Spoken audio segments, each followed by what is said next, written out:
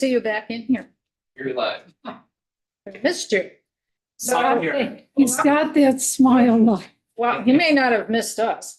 Welcome, folks. This is House Corrections and Institutions Committee. It is Thursday, February 26th.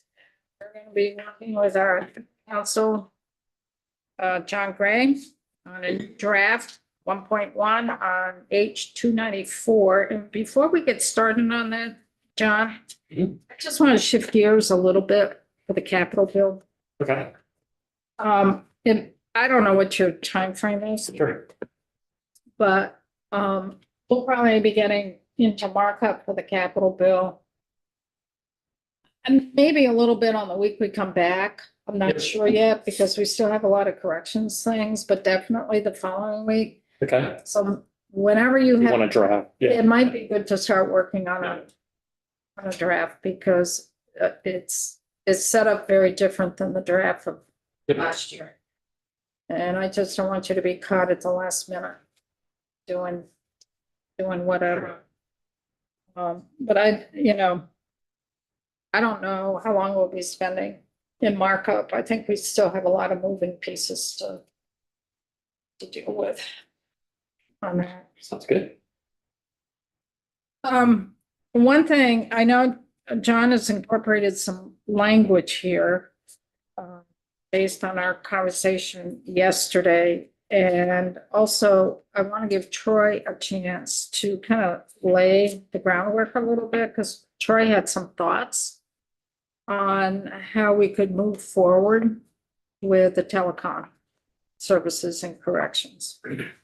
So you want to give us an update on what you were thinking? Yeah, let me just start with some sincere gratitude for the work that this committee has put into this topic. I know I come in with some pretty big ideas about corrections reform And we love it. that are important to me. And I want to thank the committee for not just enduring me, but really digging in and wondering with me. So I truly have appreciated that.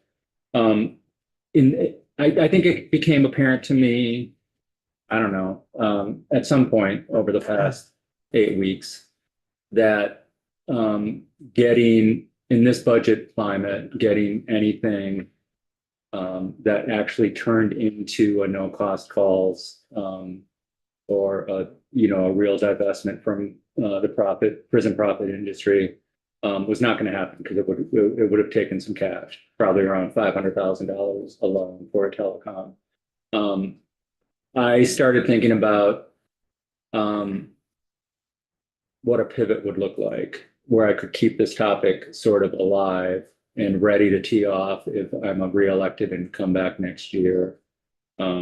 So spoiler alert for those of us in this room next year. You're running again. No, I don't. Well, for those of us who might be in this room again next year, I'm not letting this go, but I want to start with some real evaluative data and projections that might help this conversation for anybody who might want to consider it. So I had given, and I'm sorry I wasn't here yesterday because I know that was a rich and robust conversation. I just got, I opened another can of worms with this amendment that I'm doing across the hall.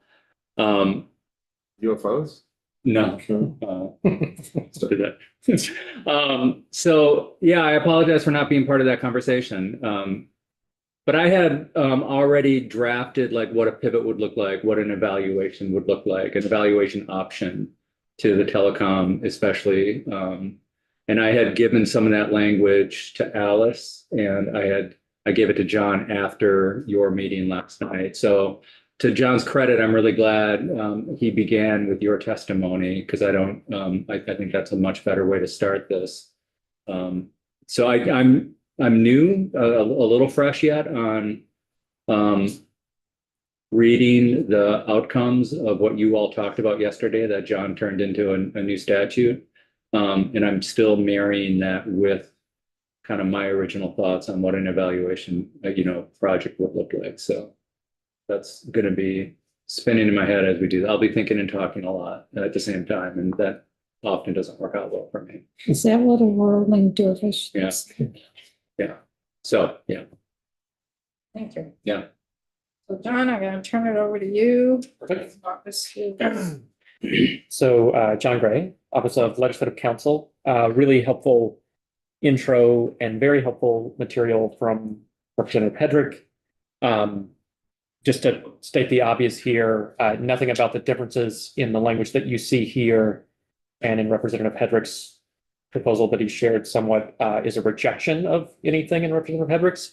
Basically, the process that I took to arrive at the language that you're going to see today is I took the testimony that you guys provided yesterday, the tone of the discussion that I was hearing, tried to encapsulate the list of concerns that you guys had talked about, and then I leveraged the material that Representative Hedrick provided to capture those things, basically. But it's just a starting place for discussion. And as we talked about yesterday, this isn't even in the form of an amendment. It's only addressing a single section of H294. It's just addressing the telecommunications piece. And as you know, there's additional pieces of that bill. So this is just concept for the DOC report evaluating telecommunications alternative models. And with that, screen share. You'll see a nice watermark on this just to confirm how drafty this is. Okay. Tried to make this as simple as possible while capturing yesterday's concerns. So this is a session law provision. It's creating a reporting requirement for the Department of Corrections to evaluate alternative telecommunication services and report to the committees of jurisdictions. So subsection A sets out the timeline. I chose an arbitrary date. It sets out the relevant committees to which this report would be submitted. On or before December 1, 2026, just thinking you want this in advance of the next legislative session, but you could choose a different date here. DOC shall provide to House Committee on Corrections Institutions and the Senate Committee on Institutions a written report evaluating options for providing no-cost telecommunications services to inmates in state correctional facilities. That, and then there's an enumerated set of directives that DOC would follow within this report, what needs to be contained here. There could be more, but you need to at least have these things. So first, the thinking here is if you're going to have a comparative aspect, you need to know what the existing structure is to determine any cost differences, any benefits that might accrue from doing an alternative. So the first section isn't about alternatives. It's just describe the current telecommunications service model, including usage rates, costs, and contract terms under the existing provider arrangements. So this would give you the base from which to make comparisons. Subdivision 2, which is on line 9, is just identifying and describing what the alternatives would be. So describe alternative options for providing telecommunication services, including, and the two callouts that I recall from yesterday and in Representative Hedrick's material, is including through nonprofit providers, like the testimony you heard a few weeks ago, or as a regulated public utility. So 1 is describing current state of affairs. 2 is saying, what are the alternatives? Subdivision 3, analyze the cost to the state of each alternative, and it includes specific kinds of costs in this fiscal analysis that would need to be in the report. So 1, or subdivision A, startup and transition costs. B, ongoing operational and administrative costs. So what are your upfront, and then what do you have perpetually? C, cost comparisons to the current model, which would have been described in your first subdivision. D, the impacts on department budgets. E, if there are anticipated changes in service usage and volume. I think you've heard testimony that with free services, there's an uptick. Does that stabilize over time? And F, any anticipated benefits or savings, and in particular, this does include a call out from Representative Hedrick's material, including reasonably, and I added the qualifier here, but including reasonably ascertainable societal or public safety impacts. So if those could be readily determined, basically beyond dollar figures, you could include those as well as a benefit of a particular alternative.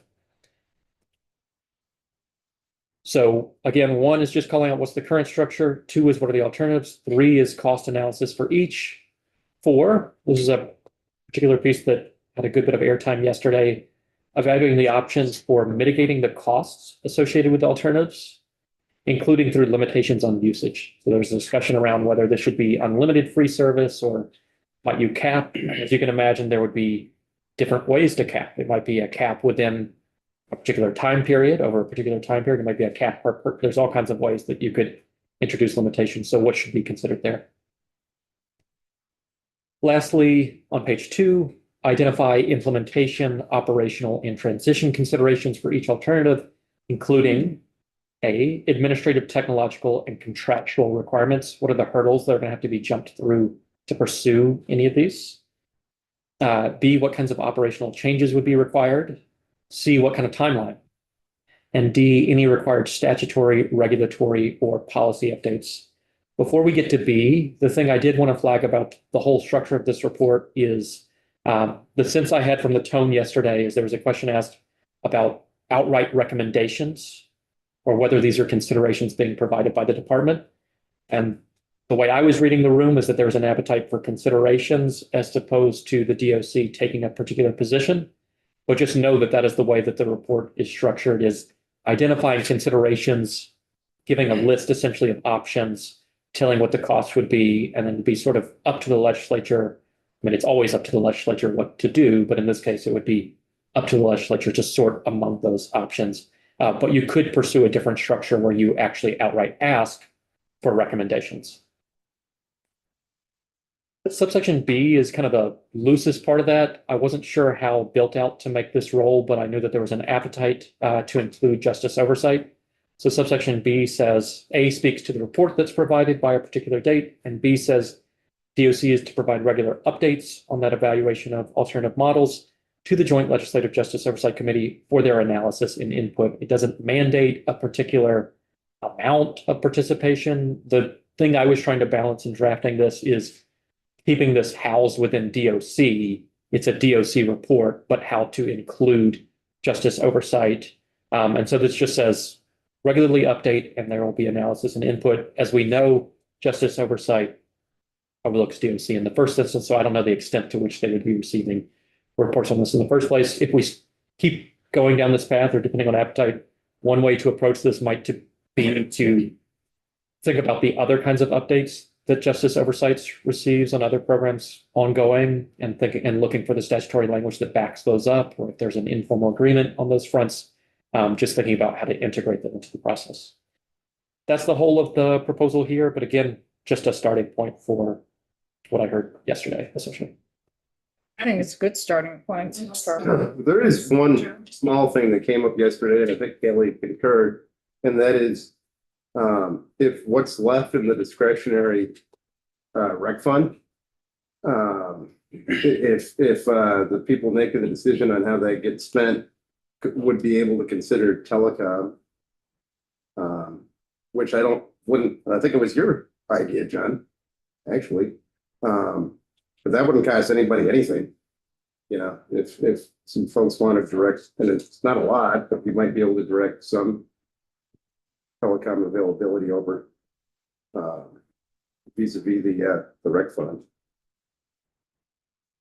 If you wanted to include something like this, you could include it in the cost analysis, although it might belong in subdivision 5 for implementation considerations. And it could essentially, you could have a general call out, a new subdivision E that says something like methods of offsetting costs to the department, including, and then use of rec funds or something along those lines. So If folks wanted to, I mean, that's not a panacea, and I know that's not the end goal of this bill. But in the interim, there might be some added, telecom availability to some of the folks who are housing corrections. It'd be up to them. So you could say, hey, I'm paraphrasing, but do you guys want to buy, video game consoles, or would you like to direct some of that towards telecom for others?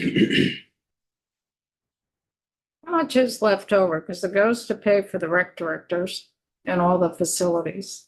Yeah, How so much is left over? it varies. It's broken down by facility. And we have those numbers, but it's somewhere, the actual discretionary, it's somewhere in the vicinity of $15,000-$20,000 per facility. I think it varies a little bit because obviously the facilities don't have the same counts.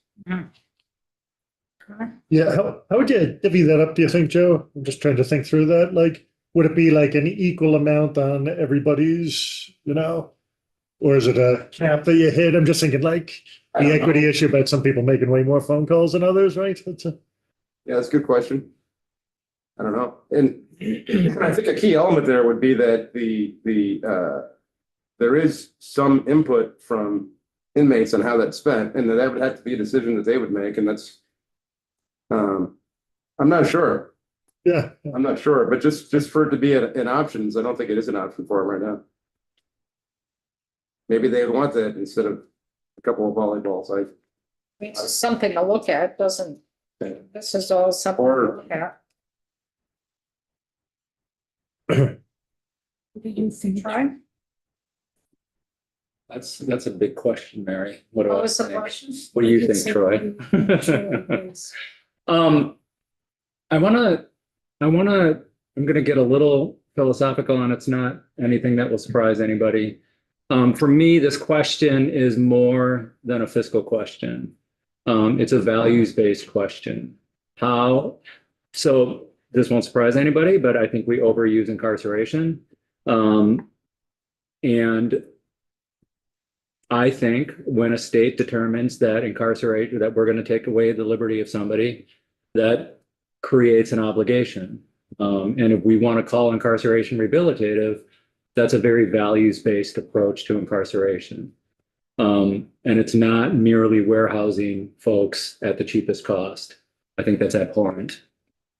So as I was kind of making this pivot, I think I really try to infuse a values-based, how does Vermont do corrections? And one of the ways that Vermont might want to think about doing corrections is with a mind of how do we keep people connected to their circles of support? Telecommunications is one way we do that. So I think a findings and an intent section on this is going to be important. What is our intent for exploring telecommunications? We can collectively scratch our heads on that if you'd like. The information I gave to Allison and John now has some thoughts on that, but they're my thoughts. And there's a lot of privilege that associates with being the person who's doing the writing. So I want to acknowledge that. I think a deliberate stakeholder consultation portion. So Department of Public Service. I'm really interested. I had not thought about the public utilities component of this until the chair brought it up. And I'd like to know a little bit more about how do we regulate telecom within our correctional facilities. So the Department of Public Service, perhaps the state treasurer, joint fiscal. I think we have to consult with nonprofit telecom providers. I am very interested in ending our reliance on the for-profit prison industry. Very interested in that. I don't think we should be profiting when we decide to incarcerate people. I think we should consult with families and incarcerated Vermonters, people with lived experience. I think we should be talking to reentry orgs about how would a more robust commitment to keeping folks connected impact reentry. And I think our own PRIN, Prison Research Innovation Network, folks are so accessible to us, and I think we underutilize that. So I think there's some room for stakeholder consultation in here. I want to see more reference to equity concerns, specifically the impacts on incarcerated individuals and families when we don't have fair access to communications. I want to hear more about how did you frame it? More consult rather than recommendations. Yeah. Whether there's presenting considerations for the legislature yeah. to choose among alternatives, Yeah. or if the department is taking a particular position Right. on this is the way to do it. Yeah. We think this is the most feasible. Or Yeah. It's hard for me to fall back to a study always. It's especially hard in this one but again, pragmatically, I know a nonprofit, no cost calls isn't leaving this committee room or this building anytime during this session. So moving from analysis to more of an actual proposal. And then information I had given also included some wage impact evaluation that I don't think was included in a report that we were given in December. So I squeezed that into my proposal as well, like a little reminder, like, hey, we're still looking for this too. Yeah.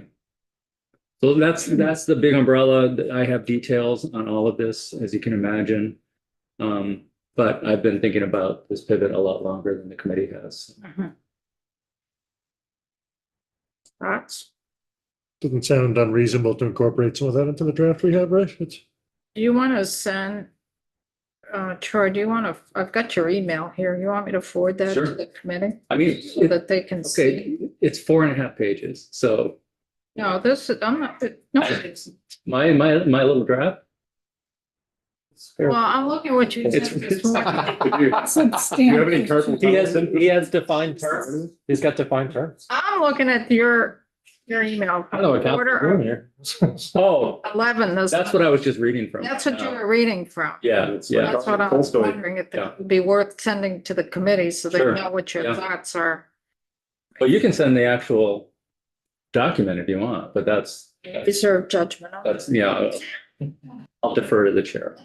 The one thing I offer, if you go down the path of doing findings, is you will want to just back them up to ensure that you have the empirical backing, which, just to note, it may require some time, it may not require much time, but Yeah. just knowing that building out that kind of provision is different than other kinds of.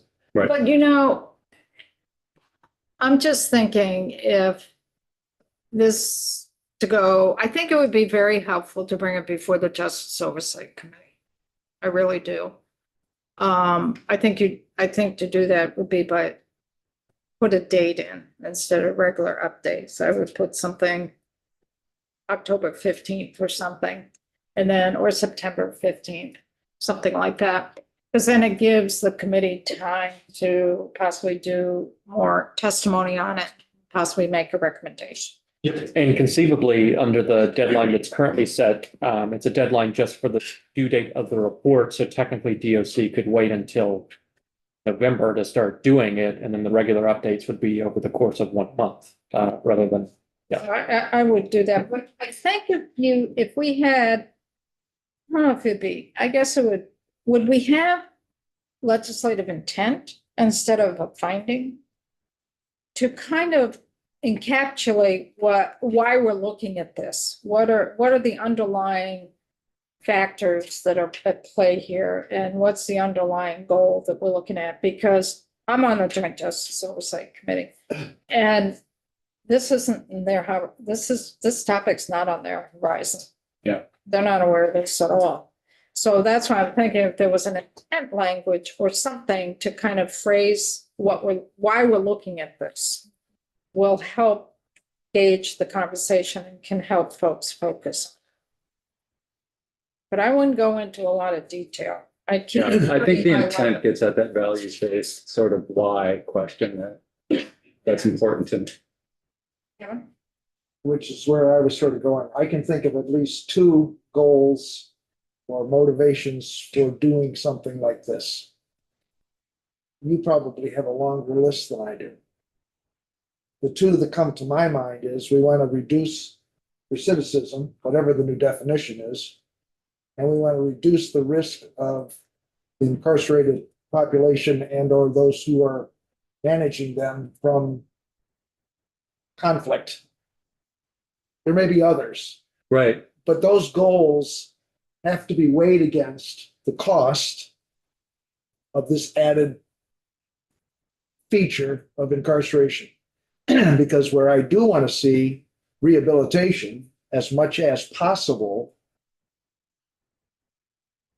there's still a component of you made choices and you ended up where you are. It's not that we just chose to take your liberty away from you because we don't like you.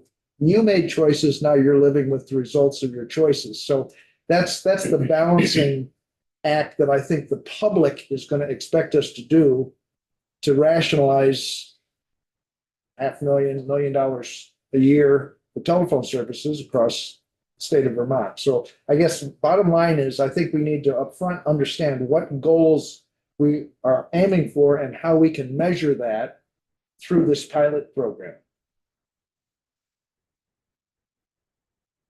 Or this, not pilot program, this Study. Study. analysis. Evaluation. Right.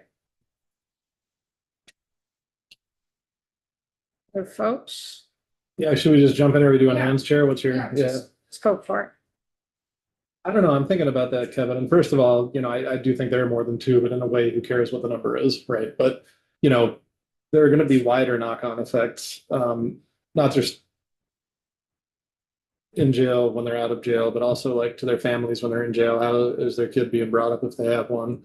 I don't think we're going to be able to quantify these things in a way that might feel satisfying or that's going to be able to make a case. Well, there's something else I still got to work on. I'll leave that there for now.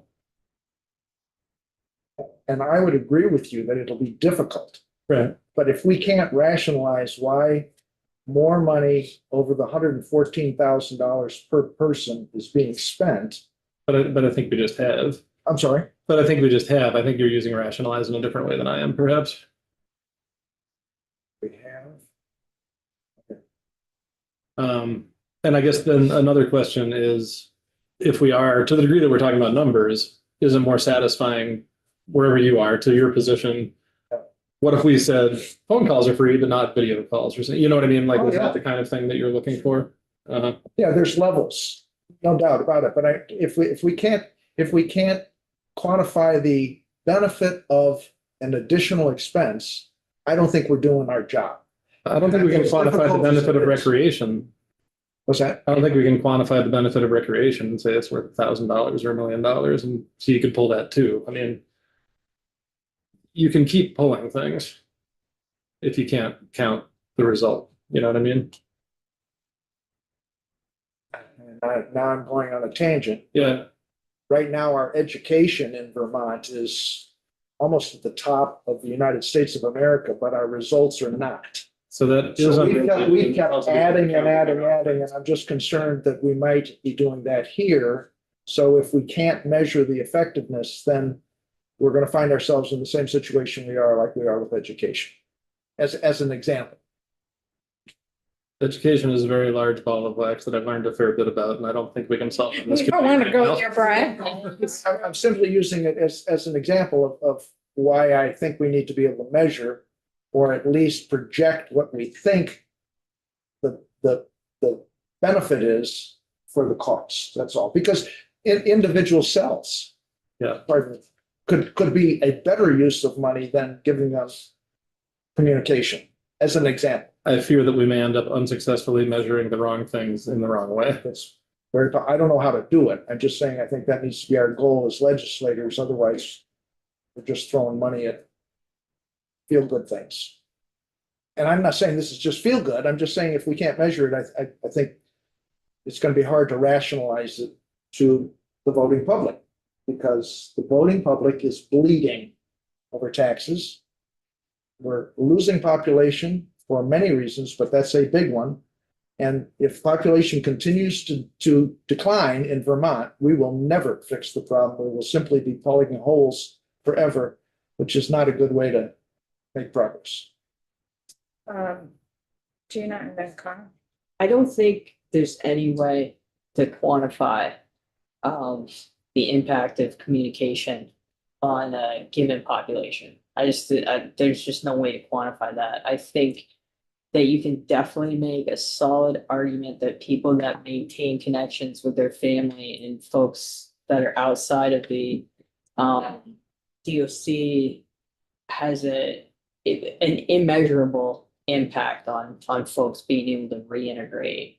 And I think that's one of those things that you just have to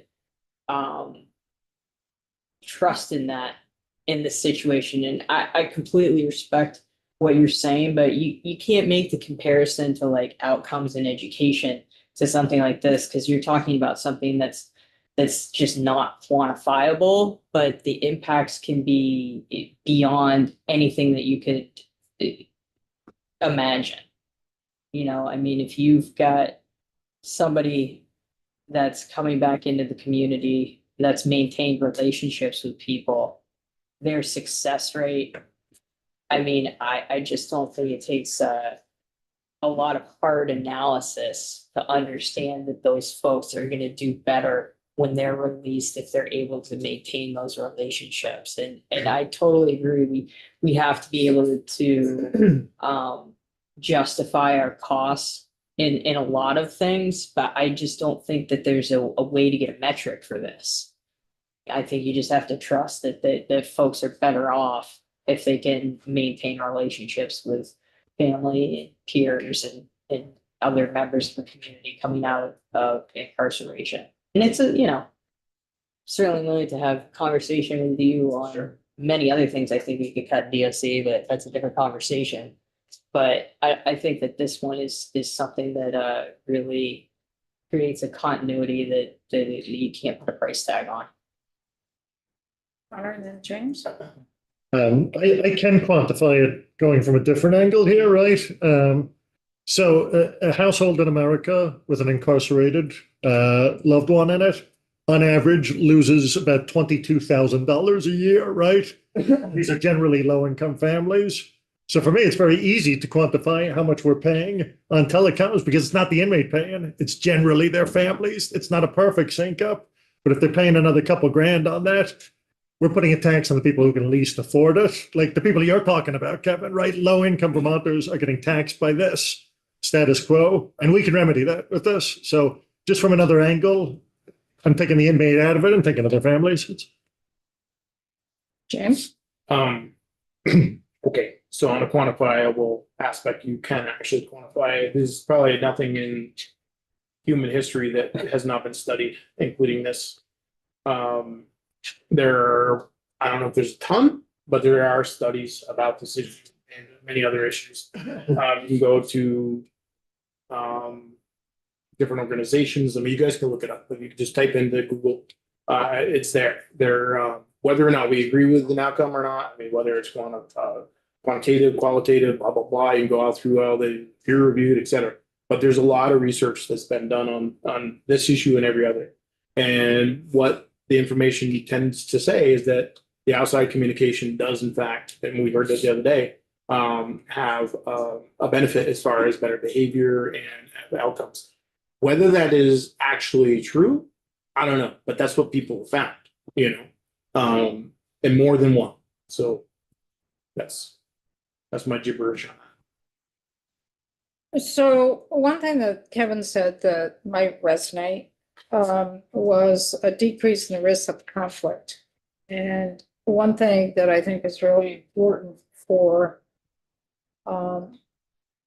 folks who are living in a enclosed environment, because folks who are incarcerated are living in an enclosed environment.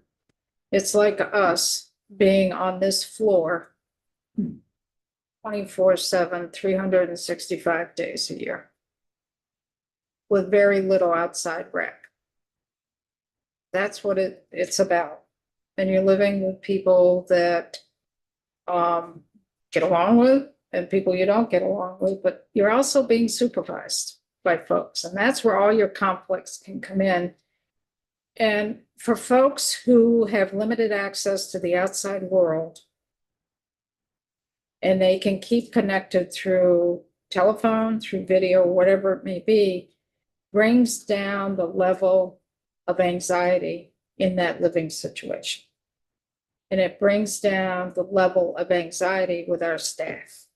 So it's a real management tool for our correctional staff to ensure the security of the facility, as well as security of the folks who are incarcerated.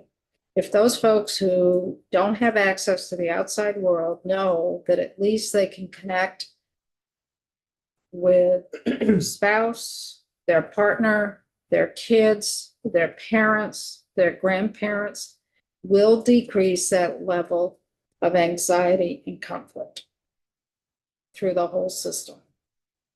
And I think we have to remember that. It can be used also as a management tool for DOC. Staff needs that. Troy. I want to encourage a paradigm shift, and I want to do it with and I wasn't here for the conversation, so I don't want to misrepresent it. But I know the conversation, and I haven't watched it. I know the conversation got into caps, right? Yeah, cap Everyone on put time, caps. cap on, yeah. And I want us to be deliberate about realizing that how we think of telecommunication access historically in corrections is typically a payphone, a phone in a common area. And how telecommunications has changed in 2026. I pay a flat rate to Verizon. Myself, my wife, and still one of my kids get to make unlimited texts. So when I want to call my daughter, sometimes I call her, sometimes I FaceTime her, sometimes I text her. Doesn't matter. I still pay the same amount of Verizon every month, right? The current telecommunications model is stuck in that old sort of, it's going to cost you X amount of dollars for every minute you make contact with your loved one, right? I'm going to repeat something I've already said in this committee. At an average incarcerated hourly wage of 65 cents an hour, which is the average incarcerated wage for incarcerated Vermonters, a 15-minute phone call costs nearly 40 minutes of labor.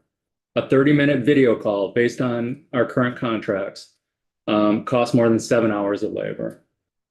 And sending 10 messages per week costs nearly 4 hours of labor. 13 hours of labor to maintain modest communications with the people who might be my circles of support. That's the old model. That's what we're locked into.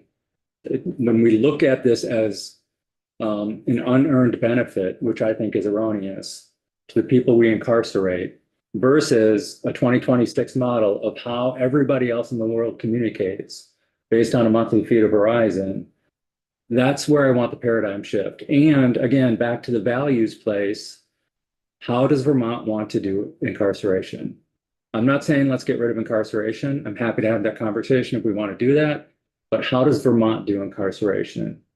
What are the values that we attach to the process by which we decide to take the liberty away from somebody?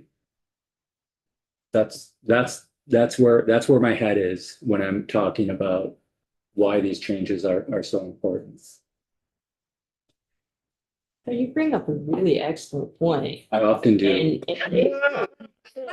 the fact of the matter is I think it's fantastic that you're on board with privatizing telecommunications within DOC. I have a Because nonprofit clearly- option. Clearly Verizon's doing it better for your family. We should be able to put this out to bid and find somebody in the Cold-blooded. private sector that's able to bring the cost down on this across the board. It happens to be a nonprofit provider as well. Oh, they're making money too, Troy. Don't kid yourself. Boy, this guy. So where are we headed here? Are folks? My thoughts right in here. Exactly. Good. That's where the head is.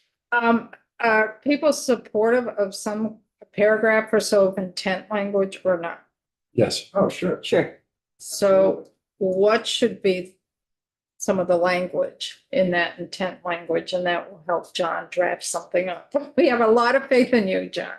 Thank you. I don't know that I appreciate it, but What's it? If I may, Yep. I just think stating the obvious, we don't have unlimited funds for the DOC. So our job is to figure out the best use of the funds that we're going to spend. And maybe one way to do that, as simple and maybe stupid as it is to say, okay, population, you could have air conditioning, or you can have Wi-Fi, or you can have free telephones. We would like to give more, but we don't have unlimited funds. So what is the most value to you? I mean, that's the kind of analysis I really think we need to do, as opposed to, well, yes, of course, this is going to be helpful. I'm not against telecommunication. I'm not against providing it at no cost. But I think our fundamental responsibility is to balance all of these good ways of spending money and come up with the best way, because it's not unlimited funding. That's all I'm saying. Because I agree, there's great value in this, and although there's gonna be some families, they don't want to talk to Sure. their family. So that's gonna be inequitable from some No. perspectives too. That's a personal decision. Yeah, that's not, Well, that's but the it's a definition personal of equity. decision that put them into the incarcerated situation partly. I know there's other factors, but those were personal decisions they made too. Because we don't incarcerate. I won't go any further. May I offer that the legislative process is the exact method by which you guys do negotiate those different priorities? And this would just be an information gathering tool to inform that legislative process. It wouldn't prohibit any feeling differently among the options. You could choose not to do this. So for the intent language, would it be helpful to approach it in terms of what's our goal? Right. Yes. What is our goal? Just brainstorm, folks. What is our goal?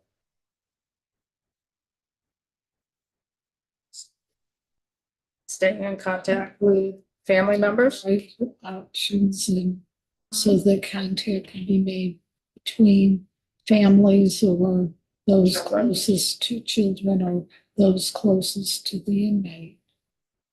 After choice, I mean, it's creating an environment that's conducive to rehabilitation, which is kind of a broad statement, but like it is important. Like if you're a staffer, when I was representing some of these guys at VSEA there, like they needed some tools, you know, to keep everybody, you know, like not lashing out on them and other inmates. And to me, this is a huge tool. I don't know if you say that explicitly in the findings, but personal support is support of the staff and support of the person who's incarcerated. I mean, one of my intents is to divest the Vermont correctional system from the for-profit prison industry. That is But not the clearly one of my. for-profit telecom industry. I am asking us to explore nonprofit and public utility methods for providing telecommunications. I'm willing to look at socializing it. There you go. Okay, let's get back. What's the intent, folks? Keep it simple. Let's keep it simple. What is it that we've talked about? But we also want to understand what the actual expense would be, right? We Yes. can't make an informed decision without knowing that. Right. So that's part of our intent. We want to get more information on what the financial implications would be, how to structure the program going forward. Keeping families intact, keeping communication with their kids. Yeah, it's huge.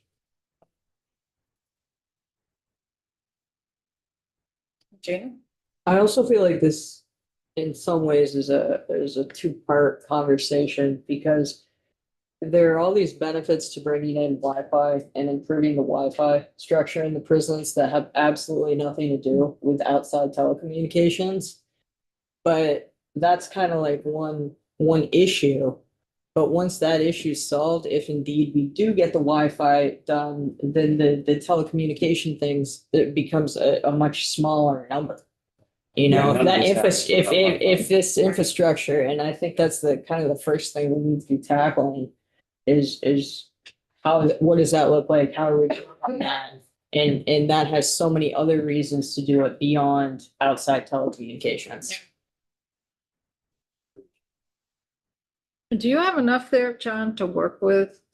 Or do you need, I have a list of things. I'm likely to look at Representative Hedrick's intent language again, but obviously through the filter of the discussions you've had, I will probably do some stylizing and making more robust to the extent that I can, but yeah. does that seem fair to the committee?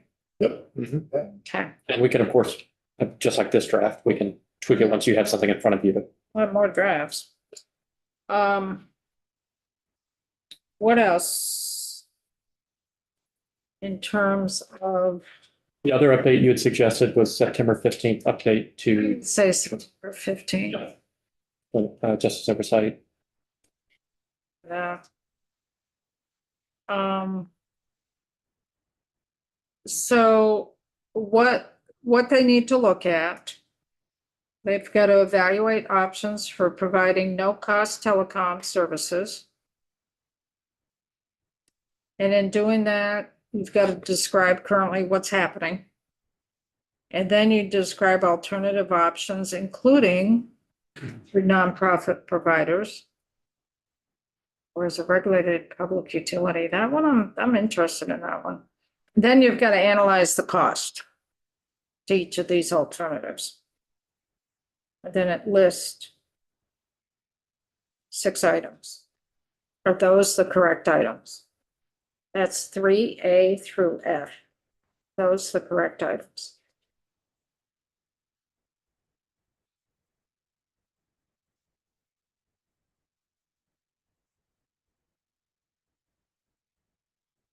I don't know if we can do this, but this anticipated impact it's going to have on, you know, morale and, I don't know how we've been talking about it, but the, Morale and. oh, no, yeah, and like decreasing conflict, right? I don't know if that's in here or not. And reentry, transitional stuff, but I don't know that that's what we're trying to do with this study. I think 3F is the place that would capture it if you're trying to Right, capture right, it. yeah. But it does depend. It has a different feel, obviously, than A through E. Representative Gregoire had earlier pointed out the difference between quantitative and qualitative impacts here. So in F, you're straying into the, can we reasonably identify qualitative impacts? It's where it would fit, but if you only want numbers, it's not the sort of thing you would include, but that's, I think, societal or public impacts, you could boost it out with morale if that's one of the things, although morale is almost captured to the extent that the committee is concerned with it in the public safety. Right. Yeah. I mean, maybe you could be clear that public safety isn't just outside the walls of a facility, right? Like, but it's safety within, so you could consider altering public safety reference there potentially. Because there's a way of reading 3F to say, oh, this is about the benefits that accrue outside of, Right. but you're talking about benefits that accrue within a facility.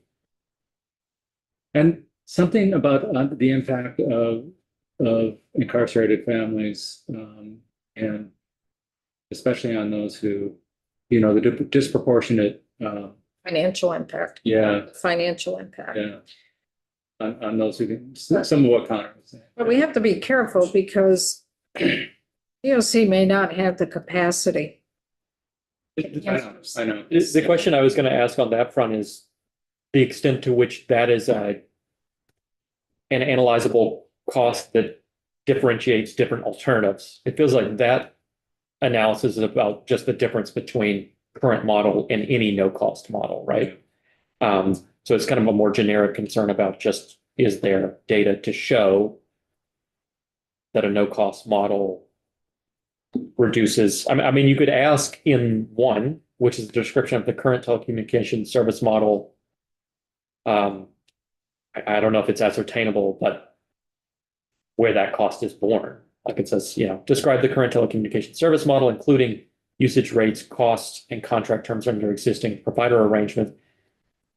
Could say cost including to whom, right? But again, I don't know that that's something DOC can. I don't know if they can do that. Yeah, I great. don't think they can do that. So our goal was multifaceted to ensure that folks who are incarcerated have access to phone service to stay connected to their world on the outside of the wall, basically. That's one.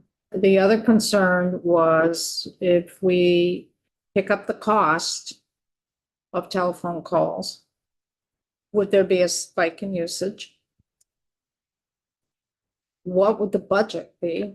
What would be the state costs for that? And should we continue with a for-profit company, a not-for-profit company, if we choose to not have it paid for by the state. I think that's pretty much what we were looking at. Am I missing something? Sounds good to me. Those were really the four things we were looking at. I think they're captured here. Yep, I think you've got them here.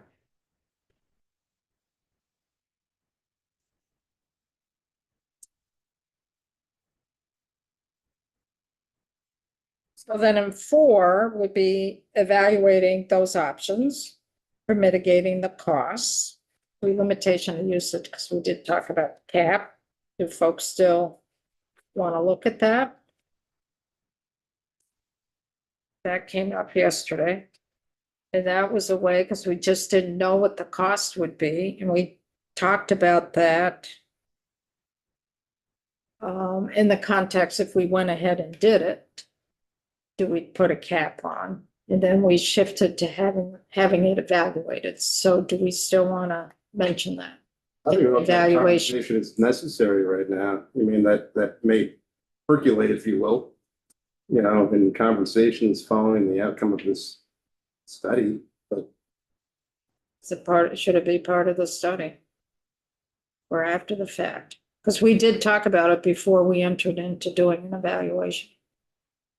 It's really less about the individual alternative, more about what are ways the legislature would structure something if cost considerations were dampening the desire to pursue this. So in some ways, it is distinctive from the other kinds of considerations that you have here.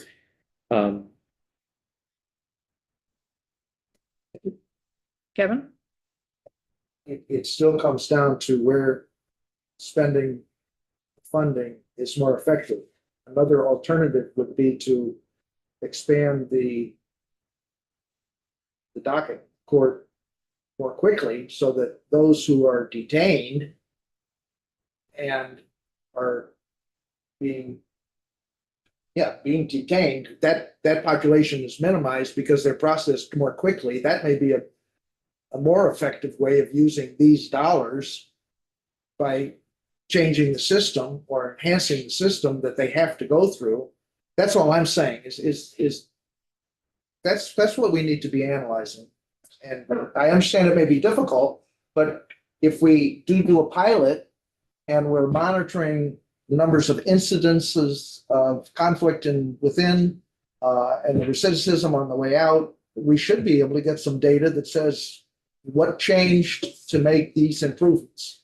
I know we can't get it right now. It would strictly be projection, and we've got some projections. I'm sure he's got projections, but that's, I think, what the real question should be of this study is where, you know, why is this the best bang for the buck? You know? I just think this conversation is moot until we figure out the Wi-Fi. I mean, because you just can't this is such a moving target. What's startup and transition costs going to be? Well, if we have Wi-Fi, it's going to be completely different than if we don't. So maybe that's one of the evaluations. Good point. You know, Maybe that's we one of the really pieces need of to solve evaluation. that piece first gotta have before we that get into infrastructure. this. What would be the Deeper cost? Once we get evaluation. the Wi-Fi is gonna be expensive to get up, but Are you asking, 3A, startup and transition costs, are you asking that they provide startup and transition costs considering hold it with and without Wi-Fi? Okay. That'd be a great way to get there. So you've got to have that infrastructure to run. Yeah, and maybe it's worth looking at what BGS projects its Wi-Fi fit out is going to cost versus having a private contractor that we do business with for telecommunications to do the Wi-Fi fit out. yeah, that's getting beyond this though. No, but I mean, but we got to solve that Wi-Fi, whether it's a private contractor that puts the Wi-Fi into the facility or whether it's us that puts the Wi-Fi capability into the facility. That's the sticking point. And that's what we'll be talking about when we do markup Yeah. on a capital. Because I know there's interest from some members of the committee to try to find some money for the Wi-Fi. And Wi-Fi has a lot of things that have nothing to do with this issue that we need it for. Right. But maybe it's worth examining the cost of what a private contractor could put Wi-Fi into the facility for if they got the telecommunications contract versus what we can do it for. That's the only thing that I see being Because the useful. Universal Wi-Fi though. Well, Like, the contractor that we had on Zoom said that when they bring in their equipment, when they're done, they leave it. And the network and the Right. hardware is still there. So there's- like, right, there's. they some- have a cost they can pin down for Yeah. them to put the infrastructure in. Nobody Can we can- beat that cost, with our own infrastructure upgrade? It's paid for over the contract. Right, Right, and similar would be happening now. Our telecom provider right now has hardware right. in the facilities that become the property of the Oh, contract. you see at the end of the Right, contract, but right. it's not enough to provide. Right, no, that's why I'm overall saying, Wi-Fi that yeah, we is it need worth to do. looking at what a private Right. contractor can build out the Right. infrastructure for versus what we can build out the infrastructure for? They're kind of going. Yeah, yeah, But it's back to the Wi-Fi thing. I We know. gotta solve that problem first before, because this is just gonna be, I just feel like this will be a waste of money to try to pin down all these costs when the Wi-Fi is a moving target. We gotta start somewhere. You gotta start. I think the 3A inclusion is maybe the way to try to get at this, because if you think about costs, they could be differentiated. Some are attributable to the Wi-Fi piece, and if you cabin them to that area, just 3A, I mean, the ongoing costs would be the same irrespective, right? So Okay. I think 3A is the place to try to solve that. Well, We would just, That- be with or without. So I'm gonna move this along because we do have some testimonies set up to talk about those P&P positions and kind of get a little bit of employment labor perspective, a little bit in terms of what the process might be or might not be very high level. So we're looking at intent language. And we've got down as far as 4 for capping the Mhm. usage and the cost. Do we still want to keep that in? I don't think we need to dive that deep yet. Right, so let's No. think about, It's naturally gonna come up when the cost. we comes made up, it yeah. shorter. And 5 is identifying implementation, operational and transition for each alternative. So what do we mean consideration for each alternative? If there's different implementation requirements for the nonprofit provider as against Versus- some other, yeah. And it may be that many of them have shared, quite similar trajectories, in which case you could describe them at a general level. So does 5 make sense to folks? Mhm. Sure. And then on B is just putting in like a September meeting, September 15th or something like that. So that gives you some direction, right? Yes, yeah, that's helpful. Does that work for folks? Yep. Yeah. Come back with, So excited. There'll be more. Oh, thank you. I truly am excited. Yeah, feel better now, John. Okay, all you're welcome to come in here even when you need a refuge. right. The chocolate bowl over there. There's a drawer. There's a drawer as well. Oh, God. Sorry, Sean, we just told where the hiding. So, whenever you can get that done, just take note. And, we do have some time tomorrow. Okay, you want to try to do it tomorrow is the goal? Got some time. Yeah. Morning. Not tied up too much in the morning. Maybe more awake. Troy, you're looking sad. I was zoning out. Looking sad, are you okay? I'm good, yeah. You don't have to send it to editing. If that helps. That's great. John, thank you. See you guys. Thank you. Thank you. All right, thanks. Okay, so we're gonna shift gears again a little bit. We have a brand new to us legislative council person. Sophie, I'm not even gonna try your last name. As it looks, but it does scare people. Yes. We have questions about what would be the implication of repealing the pretrial supervision program. knowing that there's authority somewhere where we're trying to find that authority.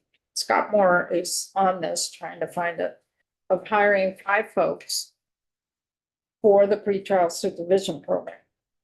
Our understanding is they are classified as probation and parole officers, so they're being used. They brought somebody on board in a field office.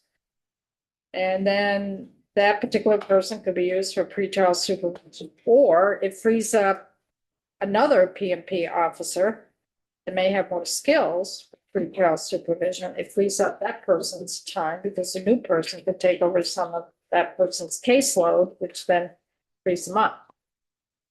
So we have 5 positions. We have 3 folks who have been hired. We are repealing the program. So then we want to hold those 3 positions, those 3 folks that were hired, we want to hold them harmless so that they don't lose their job. And then the 2 vacant positions will be filled. So we need some information how the world of labor works in a situation like that. So we reached out to our legal counsel that deals with this part of statute, this part of law. So welcome, Sophie. If you could identify yourself for the record. Yes, good afternoon, Sophie Zadatny from the Office of Legislative Counsel. So again, I just want to be clear about what I can and can't do. So what I can do is just provide you with a general overview of labor law here in Vermont, just focused on sort of this issue. I did take a look at the contract between the state and the Department of Corrections, and I can highlight some things in that. I'm not intimately involved in that contract, so it has a lot of very complex things in it around bumping and other things that I really can't give you information on. And if you want to do a deeper dive on that, I would suggest the Department of Human Resources or the DOC or the VSEA to come in and talk about that. But I can provide just some general overview. On the funding piece, Hillary Chatter Ames, I think, is going to try and be here, but she's been trying to track that down. And it looks like that language is not, wasn't provided in session law, but she's been working with Scott on that, so she can fill you in on that piece. So I'm going to have a go at sharing my screen to go through a couple of resources with you. Hey, do you have? Yes, he's let me in.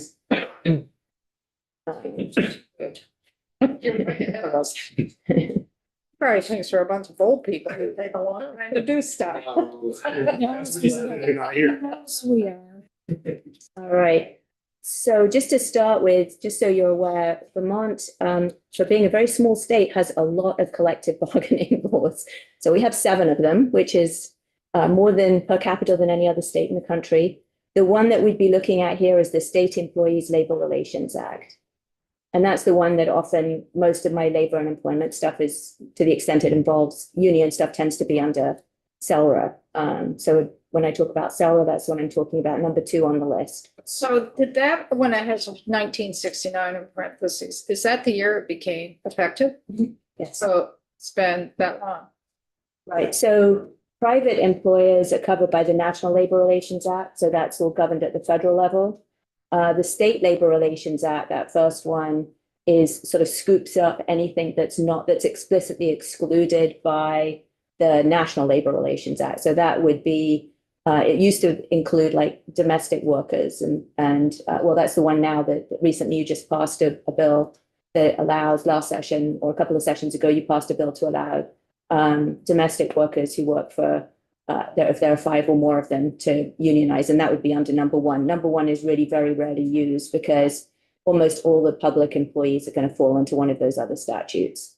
So again, State Employee Labor Relations Act is the big player in these. But again, there's one for teachers and administrators, municipal employees, judiciary employees, and then there are these 2 odd ones, number 6 and 7, that are really just around the ability of direct support providers and early care and education providers to negotiate with the state collectively, because they're all spread out.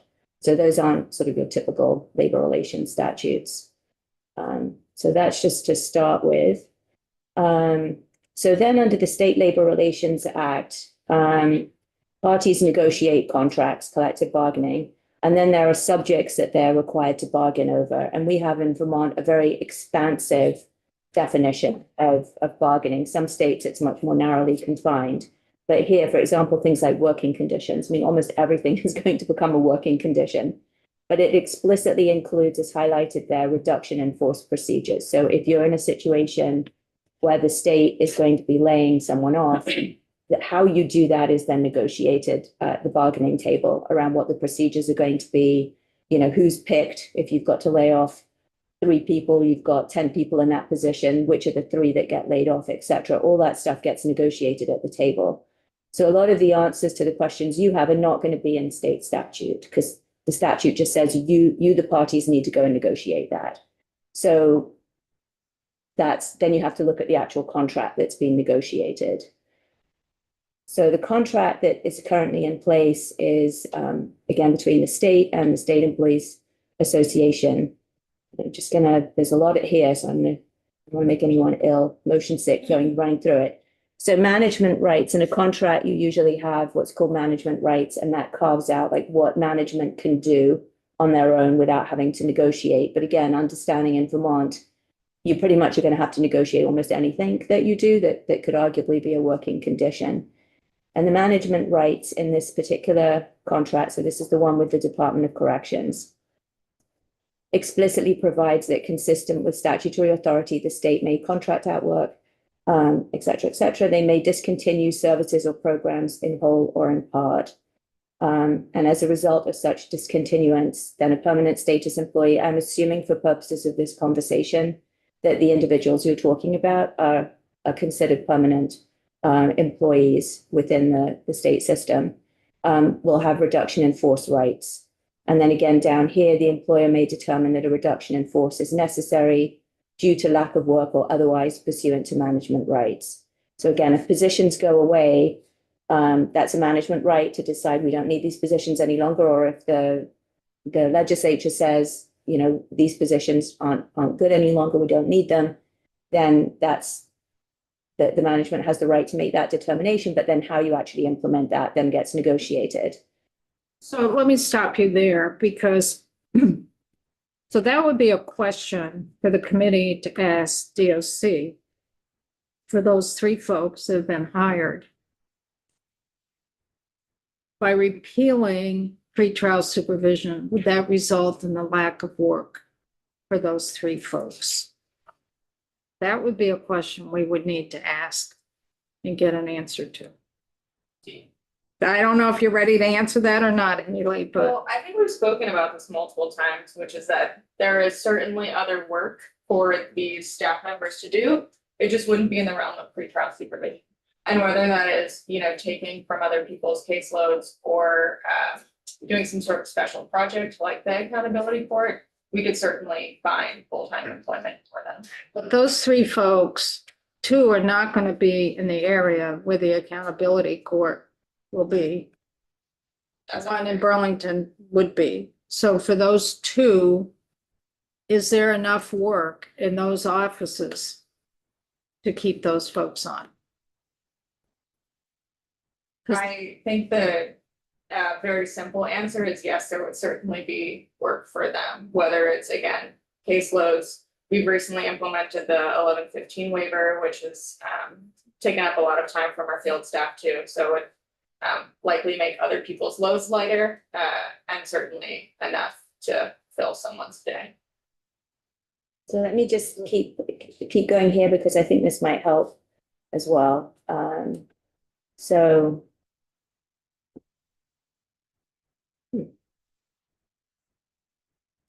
oh, it's vanished on me.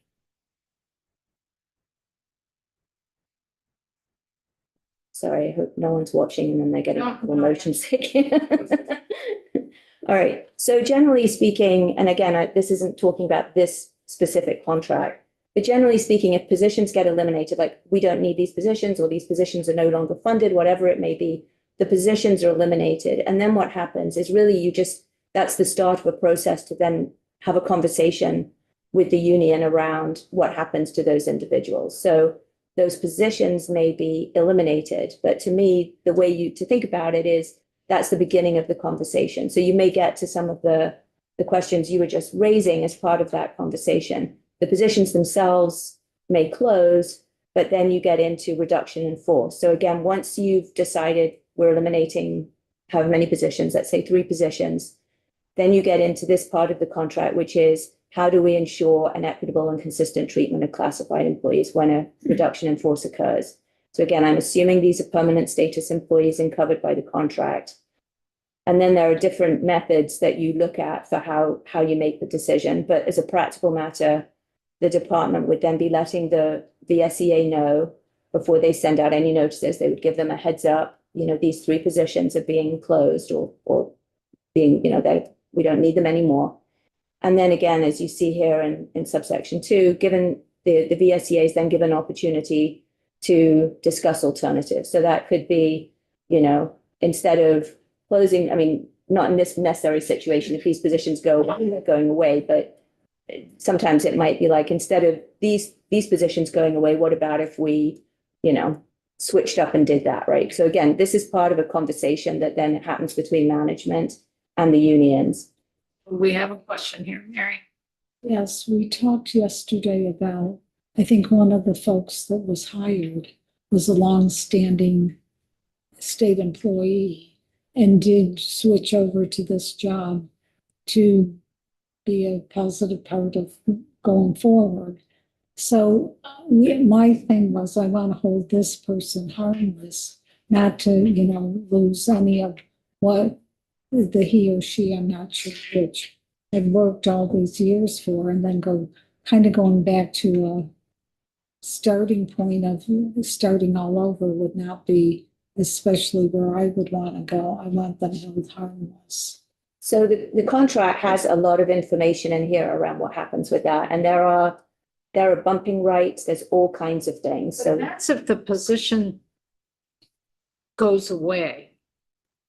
right, But what we're hearing, this is helpful because I think what we're hearing is the title of that position was a probation and parole officer. So that position's not going away. Right.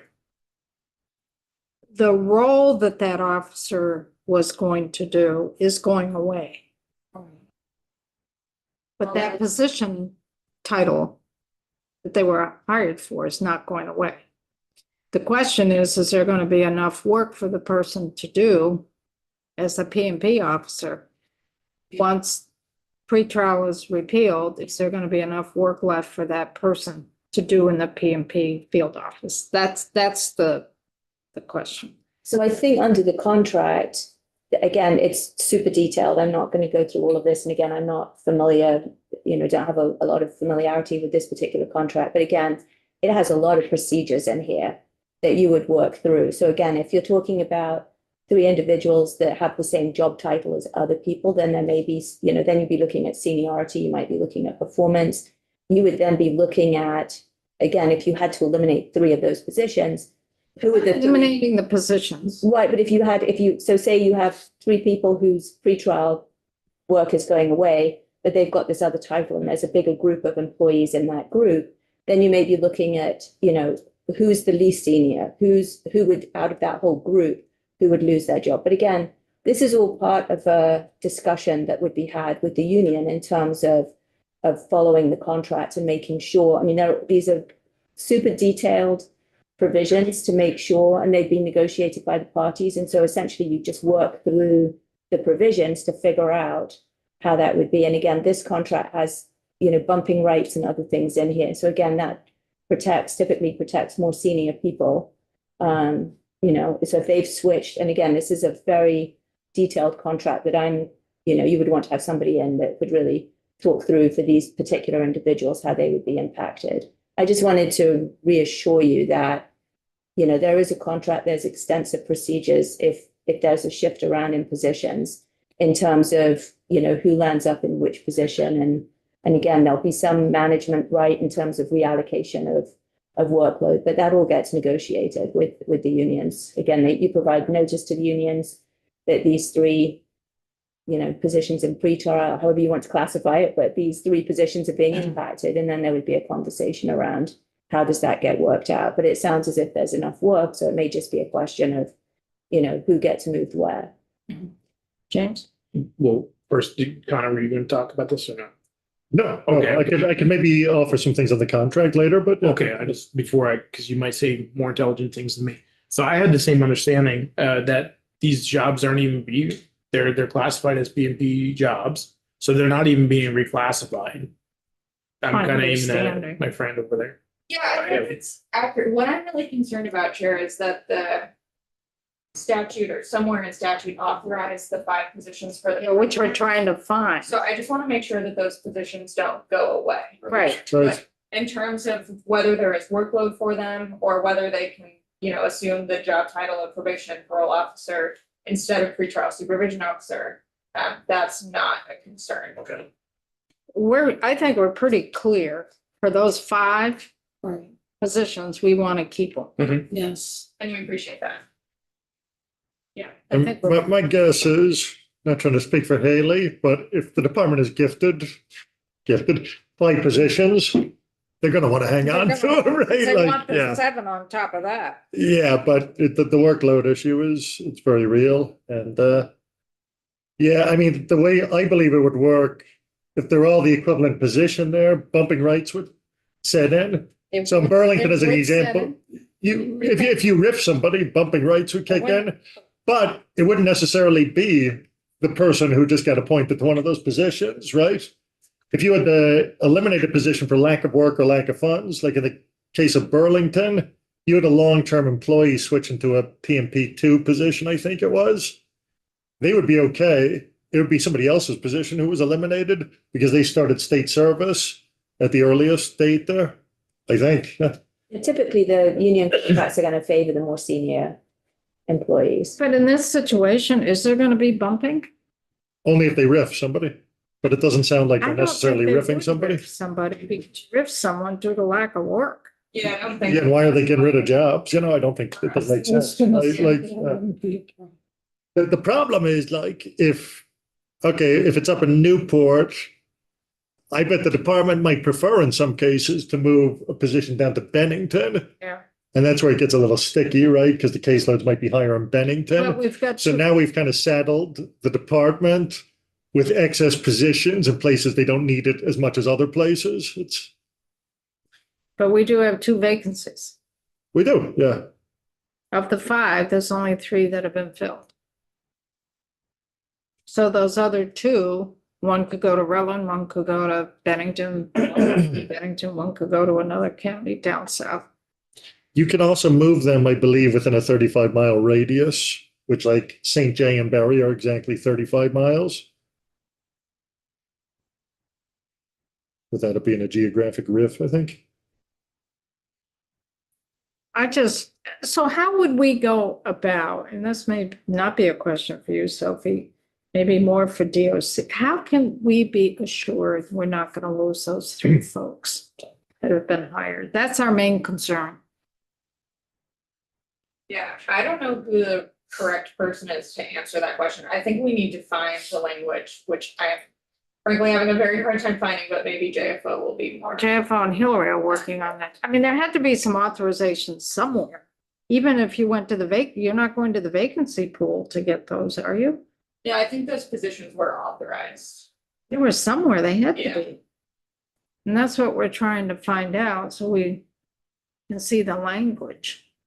Because you don't want to get rid of pre-trial language, Right. have that go with it without realizing you've got to protect that line item. But the testimony we've heard from the commissioner as well as Gary Marvel yesterday was they are classified as P&P officers. So that's a broad classification. That means they can do P&P officer work in that field office Yeah. or anything. Did you have more, Sophie, that you wanted? No, the other piece was just recall rights, but it sounds like that's, again, my point is just that there are extensive provisions in here that if somebody, again, did get laid off, they would have recall rights and stuff. So it would really be governed by the contract if positions are actually getting lost. I understand you want to hold on to everybody. And again, I would really encourage having Hillary in to testify because she's been doing a deep dive on this. And she did send an email to me that has sort of, that basically she hasn't found it anywhere in session law. So she's, Gotta be somewhere. so, I mean, I can tell you what she shared with me. She said Section 10 of Act 138 authorized the Joint Legislative Justice Oversight Committee to, quote, review and provide recommendations to the Department of Corrections for the most prudent use of any funds appropriated to the department to operate the program. The Joint Legislative Justice Oversight Committee recommended DOC implement the pretrial supervision program in Orleans and Essex counties. And then she says she thinks the DOC relied on that authorization to use funds to operate the program to hire those pretrial supervision officers. And then Section E339 of Act 113 indicated an intent to reappropriate certain DOC funds if left over to the pretrial supervision program, but that was the only session law reference that she found relating to pretrial supervision. Right. And that one I'm aware of because we did that, but somehow there's got to be authorization to hire 5 people. I think HR with every position would have something. Where did they come from? But I wonder HR. if it wasn't in the budget bill, but ended up, because we worked, when we did the pretrial supervision language, we were on a Senate bill. I don't know what the number was, but it was a Senate bill. And it went back to the Senate because we did so much. I'm wondering if that was the vehicle that the Senate used. I don't think it was because I have that bill up this morning. I can find it. Because all of that happened towards the end of the session and they were in conference committee with the appropriations. So the money was found. Would it have last minute been slid onto the approps bill? Well, it had been in conference committee. It would have been in conference because Dick Sears found the money while they were negotiating the budget and Right, conference. but I've seen over the years where all of a sudden something lands on the appropriations. It was never anywhere in sight. And Right, but it would be on that conference committee Right. report. That would be the final version of the state budget for FY25. Well, we got people on a mission. I swear they've got a sheet, what new positions were created in the last fiscal year and what HR. statute authorized it. I bet they must. HR. Yeah. We can go to HR. I have not yet, but we can do that. you'll have a whole week to do that. Any other questions on this before I shift gears a little bit to the parole board before Another good Billy time. comes in with a new draft? Thank you, Sophie, on Thank last you. minute Thank for you. coming in. So I think this is your first time in this. It is, yeah, this session, I'm visiting a lot of places I haven't visited before, so it's been interesting. Thank you. No, that's fine. Thank you, it was helpful. Okay. It's very helpful. If anything ends up in court and they want to know what the legislative intent is on these 5 positions, it's pretty clear. they'll have plenty of a record to consult. That we want to not hurt those 3 people. Hillary's going to come in with new language about the budgeting, the 50,000. I think it works. But I just want to have a conversation with folks about the language in there that we talked about this morning about budgeting process. And I think Sean brought up a point that with Kids Apart, we had language in there. It was vetoed that it'd be part of the process, that something would be included in the budget process. It didn't mean the 5th floor would put it into DOC's budget, but that there could be a request for money to be in the DOC budget and then go through the process, and the bill was vetoed. I'm trying to think how we resolved that. I think we just eliminated that section, didn't we, Sean? We were silent on it because I looked up the law, what we ended up passing, and I think we just deleted that section. Exactly. And, I got it as well. And it doesn't mention, it just mentions that DOC will do it. Not it doesn't get into how or what money or how much money, but just that they will support the Kids Apart program, and it's as simple as that. So if you look at the draft, the 3.1 draft on H559, what I want to bounce out the committee, You looking at 3.1 or 4.1? well, it's it's going to end up being 4.1. Yeah, we have that. That's out there. It's on the website. Oh, well, no, I'm not looking at the, well, that's what she's gonna present to us, but I'm looking at section 6. Yep. Well, now it's section 7. In the old draft, it says section 6. As part of the fiscal year 28 and 29 budget development process, the director would submit a proposed budget to DOC and Secretary of the agency. It doesn't say where I think Kids Apart said it then goes to the governor, didn't it? It said, I mean, it was a mandate to fund it. That's not what this. That's not what this says. It just says that the director would submit a proposed Or budget. it wasn't a mandate to fund it, it was a mandate to include it in the budget request. But this is not. This is different. This is different. This is just saying would submit a proposed budget. It doesn't say DOC has to include it. Right. What's of a different color? So that's an important distinction, I think, because I think it's pretty clear this morning that this may be a point of contention, possibly on the floor.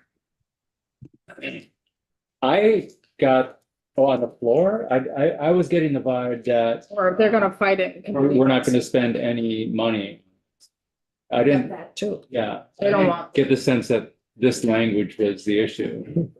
But I could be wrong. I think it's both, because I get the feeling they don't want to spend any money on the parole. I got that feeling too, right? Well, or $75,000 on a lawyer. Yeah, Well, that Who too, is they? yeah. administration. Sean, did you have your hand up? The person that was sitting No. behind you in the corner. He's just stretching. Person that No, I was just saying that I Oh, felt like it yes. was something more from the 5th floor. That's all. Oh, Yeah, it's from the 5th floor. I got the impression he just didn't want to commit. So I think this, I mean, Sean, you brought this up this morning about the language being similar to Kids Apart that was vetoed. That's why I wanted to spend some time with the committee right now to really clarify that, because if we agree with the language that Hillary is going to present to us in terms of how we get the 50,000, I think if we're okay with submitting the proposed, but that Mary Jane submits proposed budget to DOC in the agency, Mhm. if we're comfortable with that language, and then we're comfortable with the language that Hillary's going to present this afternoon about the 50,000, I think we're good to go to vote the bill out. Yeah. Are people feeling that? Yes. I'm picking up what you're putting down, Chair. Huh? I'm picking up what you're putting down, Chair. What are you putting down? That we're gonna vote. I want to vote, but I want to make sure we have that part covered. That it's certainly under. Take your review. I don't want to get caught with this going out like we did last year with Kids Apart with that budget language. Yeah. That's what I'm. Well, and do you, are you looking at that old language No. from, Do you from Kids have it? Apart? Shoot, what was the bill on? I'll find it. No, Oh. I've got it in front of me. It was do, okay. 219. Yeah, well, no, you got to look at what passed. It was the last bill of the year, which is The judiciary, miscellaneous judiciary. number yeah, 64. Yeah, And it's inoculating to miscellaneous. So it's the judiciary, and it's way at the end. It was the last thing that passed last year. Page 64. Yep, and it's on page 28. Huh? Program support. It's on not H64. It's It's 64. yeah, Act 64 and page little 28. Okay, that's a little different then. What did I say? You said H, how the- we heard H, we heard. Oh, I'm sorry. It was Act 64, not H, sorry. And what page? 28. And look at 6B, which is about halfway down. And look how it's written, may support. It's not shall. Department of Corrections may support the operation of family support program through grants of financial assistance or contracts for services. That's very different from what we're looking at right now. Yeah, it is very different. We're just talking about a process for Mary Jane to submit her budget. That's all we're talking about. And I think like that's what legal came up with from the administration last year to get this through. And it got through. It's happening. We were funding a program though, a very specific program. This is giving Parole Board more access to the budgeting process. Right. That's what this is. Although, Okay. isn't the Parole Board just a program within DOC to some extent, the way it's currently done? They've been very clear that it's in. It's under human services. Yes. Well, what we were also hearing this morning, it's in the Agency of Human Services, not Breaking news. DOC. It's like, Breaking news. no, it is in the Agency of Human Services, but there's a little layer there in between.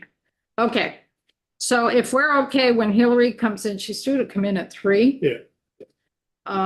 Then we can be prepared to vote the bill out. Great. And Will, you're still comfortable? We're there to help you because this could take some different directions.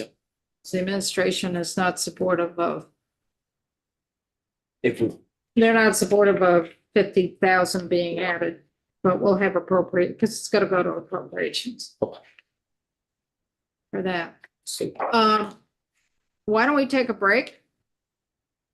And why don't we come back here about 5 to 3? I'm gonna go Or down. vote.